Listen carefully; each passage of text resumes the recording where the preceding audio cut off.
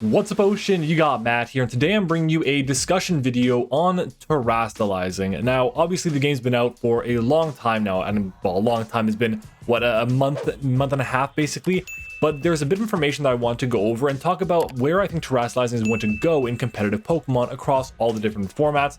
And then I kind of want to compare it to how Mega Evolution, Z-moves, and of course Dynamaxing and Gigantamaxing have compared in previous generations. So if you guys are excited for this discussion video on competitive Pokemon for Draft League, VGC, and for the Smogon tiers, then make sure to leave a like on the video, comment your thoughts on it down below, and of course guys, subscribe to the channel as well. We're on the road to 4,000 subscribers. Our end of year goal as of right now is 5K. So let's see if we can go ahead and get there. Let's go ahead and jump on into it.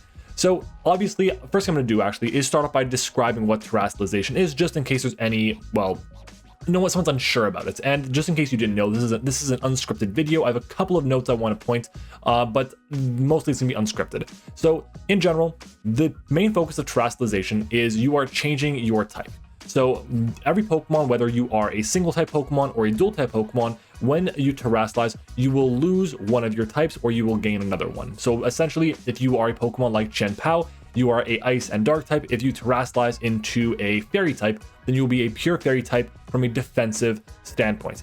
If you Terastalize into an Ice type, then you'll be a pure Ice type from a defensive standpoint. So basically, you lose the Dark typing in that situation, the latter situation I mentioned, which can be good or bad depending on certain situations. For Pokemon like Chien-Pao, which when you normally be weak to a move like Mach Punch 4 times.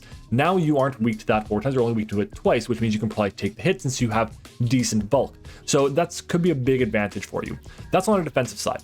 On the offensive side, the way it works is it allows you to have basically a third stab option. Stab, for those of you who don't know, is same type attack bonus. It's an acronym, STAB. And essentially, it means that you had a 50% boost on all your attacks that have the same type as you. So let's go back to that Chien-Pao example. If you go into a Fairy type and you use Terra Blast, then now you will have a 80 base power Fairy type move because it's Terra Blast, but also it will be boosted 1.5 times because it is the same type that you are Terastalizing into. So that's extremely valuable.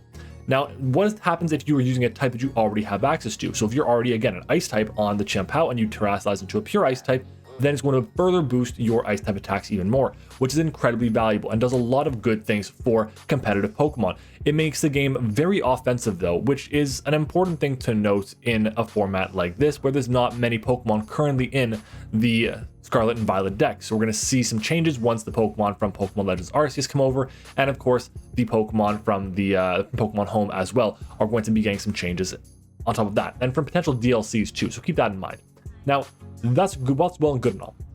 How would I say this compares to the previous mechanics? So previous mechanics include something like Mega Evolution. This was the first one. It involved, we have here all the different Megas that are available all on Cerebi here, and there's tons of them. The reason why I like this mechanic so much and why everyone likes this one is because number one, it's the first mechanic. That's a big deal. It has a fond place in people's hearts. It also kind of gave new life into some Pokemon that we've seen already. So Pokemon like Ampharos now have a lot more viability because they are now a dragon type and have a better special attack stat. Pokemon like Beedrill, which were terrible, are now much more viable in different formats, and Pokemon like Gengar went from being OU to Ubers, and Kangaskhan went from being, well, nothing into Ubers as well, at least back in the days of X and Y. So the reason why this is super important to note is that the reason, it was more balanced because not every single Pokemon could run a Terastalizing type. Not every Pokemon could Mega Evolve. That's the difference here. So having access to just a very specific Pokemon on your team that can click the Mega Evolution is very valuable. That kind of changed as well in Pokemon Sun and Moon with the advent of Z-moves. Now, Z-moves were basically just any move you had, as long as you were holding the Z crystal, you can get that boost. That's super good in certain situations. It's very widespread. It's really distributable to everyone. It's also good because all the moves can be physical or special. So if you're going, for example, Black Hole Eclipse, if you're going to be going for a Dark Pulse and you go for your Z move, then it'll become a special move. But if it's a knockoff, it'll become a physical move, which has a lot of value as well. And it can kind of play some mind games with your opponent, depending on are you going to be a physical set or a special set. It's going to be hard to know unless the Pokemon is that obvious. So this here, in my opinion, is less balanced than the Mega Evolution. And what's less balanced, one more thing, than the Z moves rather, is more balanced, I find, than Terastalizing. Okay, I've tons of different tabs open here, but Terastalizing, in my opinion, is more balanced. I gotta restart my thoughts here. Terastalizing, rather, is, in my opinion, less balanced. Is what I want to say, less balanced than the Z moves. And the reason for that is because you don't have to hold an item, okay? I really value items in competitive Pokemon. They're extremely valuable to have access to. In VGC, we see Focus Sashes coming in clutch, and if you're running a Focus Sash, it means you can't run the Z Crystal. In Draft League, you want to be able to run your Choice Scarf, your Choice Specs, and you want to be able to still hit things for good damage. You can run a Choice Banded Champao, and you can still Terastalize as well, which is terrifying. Okay, you can run the Chople Berry, or you can run the Heavy Duty Boots so you can be immune to the rocks that you would normally take 25% from. So that's super important to have access to. But the fact that you don't have to hold an item to get that special power-up is, in my opinion, a downside. It means that this is so much more overpowered than Z moves, and of course, the Megas. Now, do I think it's good enough to be banned? Not necessarily, not from Draft League, and definitely not from VGC. From Smogon, I think it's going to see some restrictions, definitely. The reason for that is because eventually we're going to start getting to the point where Terastalizing to certain Pokemon will just have not enough answers, and that can be problematic. It's going to force very specific playstyles, which we saw in early OU, that Pokemon like Iron Bundle, Pokemon like Palafin, Pokemon like, what else was really crazy back in super early Fluttermane as well. Those Pokemon like that would get banned, okay? Houndstone, for example. Houndstone is out here with Last Respects in the sand, outgoing Pokemon that resist Ghost with Last Respect. Banded, Ghost, Last Respects. It's terrifying. So I do think that there's going to be some sort of limitation in Smogon, but in VGC and in Draft League, I can see some limitation in Draft League to freshen things up, but more so just to make it so it's not just the top Pokemon Terastalizing. Now, like I said, I find that the Mega Evolution is the least powerful of the options. I then think that it's going to be the Z Crystals, and then it's going to be the Terastalizing, and of course at the top it's going to be the Gigantamaxing and the Dynamaxing. This was just way too powerful. Boosting your HP stat by 2, or doubling it rather, is way too strong, giving you super powerful moves that can do things. I know it's temporary, but it really just made the games end super early, and that was very problematic in my mind. So it's a good thing that we all decided to collectively ban Gigantamaxing and Dynamaxing from any like singles formats. I know it was still viable in doubles, but doubles is a completely separate metagame, and it had their own problems and their own successes compared to singles. So back to Terastalizing. What do I think is going to happen in the different formats? Well, first thing is, I'm going to say that I believe that in Smogon, we are going to see eventually the restriction, okay? And I think the restriction is going to be very similar to what we're seeing in VGC today. In VGC right now, what's happening is it's basically open teams. So what that means is, over time, when you play in a tournament, people have different partners, people they communicate with, say, oh yeah, I played against a team with this Iron Bundle and this Iron Hands, and it had access to this and that's the other thing. And then someone says, oh yeah, and it was Terastalizing into a Steel type on this random Pokemon. I didn't expect it. Now, the opponent is now this person who now didn't play this opponent before, has a bit of extra knowledge on something they shouldn't originally have knowledge on. So to avoid that, what the Pokemon company's done is they said all your Terastalizing is going to be fully available to everyone, okay? That's, I think, something very good. I do like that idea a lot, and I think that Smogon should implement that as well into their format.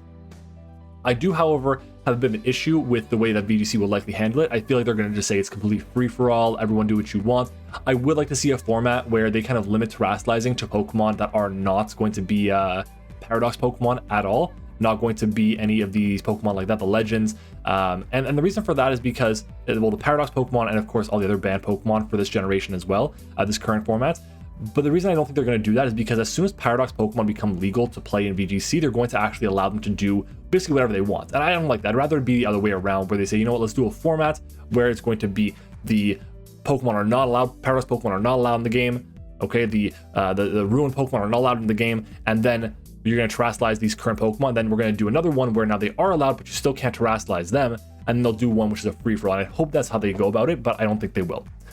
Moving on though to Smogon. As I was saying, I would hope that they would do the open Terra Cap. You can see exactly what Terra types your opponent has access to, and that's very easy to fix on Smogon. It's very easy to see, which is it's a couple lines of code that I'm sure they can add in, which would be really cool.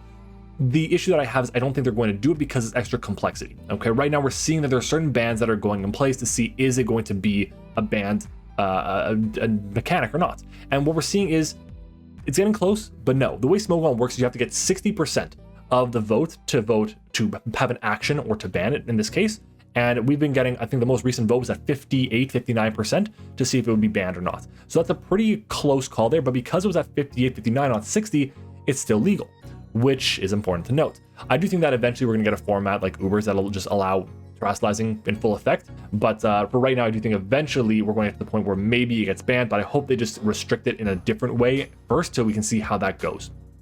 Now for Draft League. Draft League is my specialty. I love this format to death. It is one of the best formats in my mind to play competitive Pokemon. For those of you who don't know, Draft League essentially means that you are picking a team of Pokemon from a pool of larger Pokemon that everyone else is also picking from. If you pick a Pokemon, that person can't take it. So I can have a Goldengo, my opponents, they cannot. And basically you go down until you run out of either points or you collect a Pokemon from every tier or whatever the case might be. And then you battle using only those Pokemon against the Pokemon that your opponent's chosen. So for example, if I'm going up against a Landorus, which is not in the game, I know, then I wouldn't have a Landorus. My opponents wouldn't have a Landorus except for that one person. They get to use Landorus for that entire season. So I like it very much because it allows you to prep very heavily on the game and focus on outplaying your opponent, out-prepping your opponent, rather than saying, do I have the matchup this time in terms of the 66 where I'm prepping for the meta. That's what I kind of like about Draft League. So I do hope that we see a resurgence in terms of how Draft League is going to work for the Terastalizing mechanic. Right now, BBR is the first real Draft League. I don't want to say real, that's not what I mean, real Draft League, but the first Draft League that is a Wi-Fi league that is being uploaded across the board right now in the community, okay, in this area of the community. There's a lot of other leagues that are going on right now, run by a lot of amazing people, but in terms of upload leagues, this is what I've noticed right now. So in the BBR, they basically said the most expensive Pokemon is 18 points, Pokemon like Chien-Pao and Fluttermane, etc. So having access to now 18 points for Terra Captains, you can now choose Pokemon that add up to 18 points and have them be able to use the Terastalizing mechanic with a maximum of 2. So for example, if I took a Pokemon that was 18 points, then I would not be able to have another Terra Captain. But if I took a Pokemon that was, let's say, 12 points, and a Pokemon that was 6 points, 12 and 6 add up to 18, which means I can have 2 Terra Captains here. And that can be very valuable. However, I'm still noticing a trend with this. The higher level Pokemon, the best Pokemon available, they're the ones getting all the love as Terra Captains. I don't like that. It's already hard enough to deal with Chien-Pao in a limited format. It's already hard enough to deal with Iron Valiant or Fluttermane. Why should it have to deal with the Terastalizing on those Pokemon too? Terastalizing is a very offensive mechanic, I find. Okay, for good Pokemon, for the best of the best, it's a very offensive mechanic. For the lackluster Pokemon, it's a very defensive mechanic. Okay, I've had experience using Terastalizing on Hydreigon, and I felt like it was very just, this is a defensive stopgap against something, and I felt it was a little underwhelming. Okay, I switched over to Terastalizing on the Iron Valiant that I have, and it feels a lot more powerful already, which is scary. So what I'd like to propose for a Terastalizing mechanic for Draft League, I have 2 options. Option number 1 is going to be to say, you know what, anything that is below 10 points, they are going to be able to run Terastalizing. What can they do? Well, this is where it comes into play. Would you want to say that you can run any type, which I think is a little bit ridiculous in my mind? Would you want to say that you can run something like back when Z crystals were around, where you draft a specific Terra type, and then anything on your roster that is below a certain budget, below that 10-point threshold, can Terastalize into that type? So for example, if I have 3 Pokemon on my team that are 9 points, 6 points, and 2 points, then all the Pokemon can Terastalize until, let's say I chose Fire, they would turn into Fire types, which could be useful depending on the teams. I think that's a bit too much of a restriction. What I would like to see though is just limit which Pokemon can get it based on points, so the best of the best can't get access to it. Some Pokemon would really take advantage of it, others they would not, and then you'd be able to Terastalize into one type, one specific type, okay? However, that type cannot be a stab option. So back to the Chien-Pao I mentioned earlier, let's pretend Chien-Pao, actually we'll talk about something like, I don't know, Magneton, okay? Magneton, for example, is a good one here. Magneton could normally, right now in the rules, Terastalize into any type it wanted to, given that it announced it first. I would like it so that it could Terastalize into anything it wants to as long as you announce it first, except for Steel and Electric. I think that would limit it a bit more. It would change the typing math that you have to do on your team to determine, okay, I don't have a Steel type on my roster. Well, now I do because I can Terastalize. Or, oh, now I don't have an Electric type because my Electric type defensively is now gone. It's not a Magneton anymore. So it's really, really good in terms of changing the math on certain formats. I like that a lot. Obviously, it's not a perfect solution, but I do like that solution quite a bit compared to a lot of the other ones I'm seeing right now, which are either going to be just straight up ban it, let it be a free-for-all, or just have Terra Captains that can do basically anything. I like the idea of Terra Captains, I do. I just don't like the idea of Terra Captains that can just switch to any type they want. I think that's way too powerful, and we're basically going to be turning into the problem of hidden power all over again. Onto Terra Blast specifically, this is a big deal because people are also debating banning Terra Blast in general. What are my thoughts on that? I don't like it.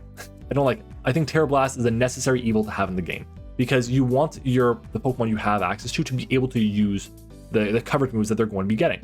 If I'm going to be that Magneton and I want to Terastalize into a Grass type to help deal with Ground type Pokemon, well, Magneton doesn't get a Grass type attack. So now I'm basically just a Grass type defensively, and that's it. I want to make sure you have access to Terra Blast. I think banning Terra Blast is a mistake across the board, unless I guess you're doing the same situation where you can only limit to types that are not going to be the stab options and you're allowing higher tier Pokemon. Like, I don't want a Pokemon like, what's a Pokemon that has really bad coverage? Let's say something like Chempao, just for example. I know it doesn't have bad coverage, but you get the point. Let's say we're going to say it's turned to a Fairy type. Well, Chempao doesn't get Fairy type coverage. It gets like Psychic Fang, I know, for fighting types, but now it can't use Terra Blast Fairy, which I think could have its advantages. I do also want to point out that Terra Blast does have utility where, let's say you have a move that is very weak. Okay, for example, Iron Valiant, the best physical fairy move it gets is Spirit Break at 75 base power. Yeah, it has a secondary effect, but it's not the strongest move out there. So if you go with Terra Blast instead on the physical side, then you're going to be able to get an 80 base power attack, which is stab boosted as well. So a very strong option there, which I do think it makes a lot of sense. So in general, the summary of this video is going to be, I think that Terastalizing is a really solid mechanic. I don't want to see it go. I don't want to be playing in draft leagues where Terastalizing is not allowed. I'll definitely play in one, but I think that Terastalizing is a necessary mechanic in this format right now. I would love to see that we can continue that. Hopefully we just have a bit more restrictions on it in the future. As for Smogon, I do think that it's going to be eventually restricted in some way, hopefully never banned, but I do hope that there is going to be some restriction in terms of knowledge.